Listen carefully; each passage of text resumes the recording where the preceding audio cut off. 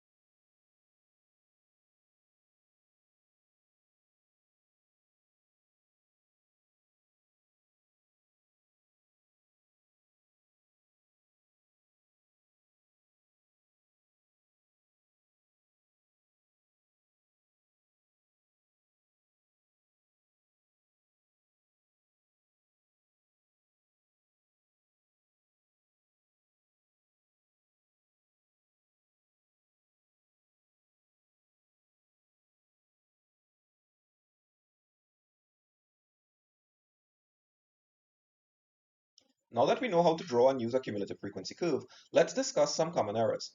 Even a small oversight can distort your ogive. Always remember to use continuous class boundaries for accurate point plotting. Double check your cumulative frequency calculations and ensure both axes are labeled and scaled consistently. A single mistake can alter the shape of your cumulative frequency curve, leading to incorrect interpretations of the data. To sum up, an ogive provides a visual representation of how data accumulates within defined intervals, making it useful for identifying median points, quartiles, or assessing how values are distributed. We also walk through 3 examples of how to draw and use an ogive. Thank you for joining me in this lesson. Remember, you can find this content and additional resources on the website linked in the description. If you have any questions, feel free to ask and I'd be happy to help. See you in the next lesson where we'll discuss how to analyze statistical diagrams.